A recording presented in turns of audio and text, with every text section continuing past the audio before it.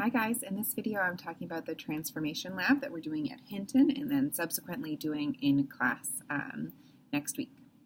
So in a transformation, what the goal is to get a plasmid or a circular piece of DNA with certain genes that you're interested in into a bacterial cell.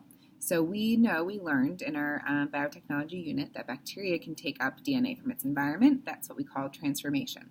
So to get a little bit more specific about what we're going to be doing at Hinton and in class, we're going to be working with E. coli cells. That's the type of bacteria we're going to be using. Remember, bacteria have their own DNA already. That's already in the cell. The plasmid that we're trying to get to go into the E. coli cell is going to have two specific genes on it that we're interested in. One is a gene that confers or gives ampicillin resistance, so meaning when the bacteria has this gene, it no longer is killed by the antibiotic ampicillin. The other gene that's going to be on this plasmid that we're interested in is called beta-galactosidase. As you can hear by the ACE, this is an enzyme. This enzyme can digest a type of sugar called X-gall, and when it digests the sugar, it turns blue.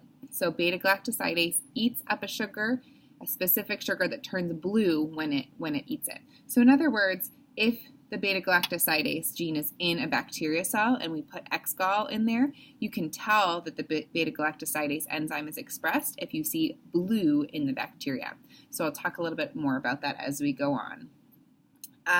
If we look at the protocol for this lab, it's posted on this Google Classroom post. So you can follow along. If you want a printed version, you can come see me. I'll print one for you. So with this lab, as with all labs, it's really important that you're reading step by step what to do as you go through. So watching this video is not a replacement for reading the steps of the lab. It's just kind of a preview of what you're going to do. One of the first steps you're going to do is you're going to prepare some cells with plasmid and some cells without plasmid. So in this picture, it shows us that we're going to have two tubes. We're going to have one that we're going to label plus plasmid and one without.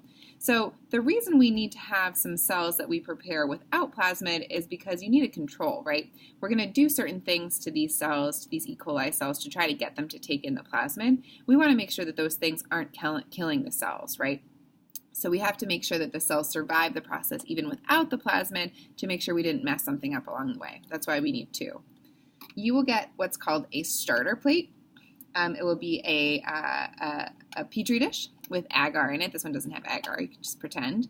And one of the first things you're going to have to do is into your test tubes that you put calcium chloride into, you're going to have to take the lid off just slightly and collect a bacterial sample. So it's referred to in the protocol as a colony. You're going to select one colony, so it will look like one spot of E. coli. And you're going to take that spot and you're going to put it into your calcium chloride that you've put in your tube. So you have to do this for both tubes, both your plasmid negative and your plasmid positive. And you really scrape off that bacteria to make sure you get it in there. So again, you'll do that for both tubes. Something I want to note when you're working with these Petri dishes, you want to make sure that you're keeping the environment inside the Petri dish as clean as you can. So when you open a Petri dish, you should only open it a little bit, like as little as possible, and keep your lid lined up with the bottom. So make sure it's over on top of the bottom so that you're preventing any dust that's in the air from falling down and landing in your plate. So that's just something to keep in mind.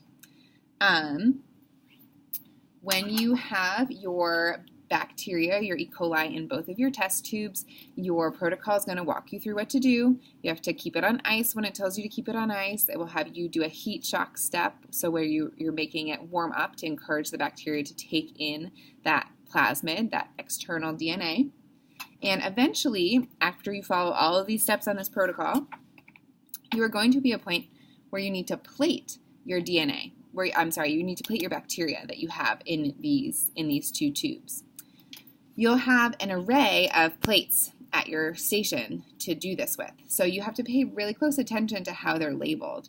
There's going to be some plates that are just LB, they'll say LB only, some that are LB and ampicillin, so some that have that antibiotic ampicillin in them, and some that have LB, ampicillin, and X-gall. That's what this one has. It has all three. Remember, X-gall is that sugar that beta-galactosidase can eat up, and it turns blue when it's cleaved by the enzyme.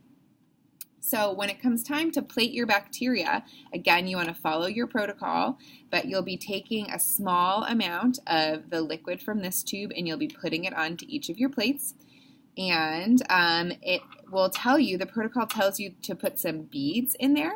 And the reason you're putting those beads in there is that will help you spread out the little drop that you put from here all over the agar on the plate. So you want to shake the beads around to make sure that the liquid is evenly coating the whole sheet of agar so that you get an even layer of growth of bacteria.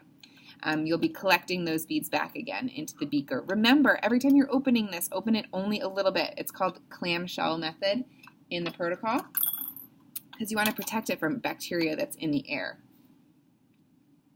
So keep in mind that we're using the ampicillin to help us tell, did this plasmid make it into the bacteria or not? Because this E. coli by itself, with its normal DNA, can't live when there's ampicillin. It would die, so we wouldn't see any growth on the plate.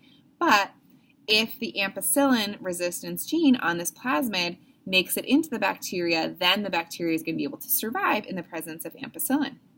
You'll have some prediction steps, I believe, when you're at Hinton tomorrow to kind of like figure out, well, what do we think is going to happen when we have the bacteria without plasmid, when we have the bacteria with plasmid on the different plates that are present. If you have any questions, ask me, ask your tutor. This is just a little bit of a preview. And remember, read the protocol. Check off the steps as you go. The protocol tells you exactly what to do.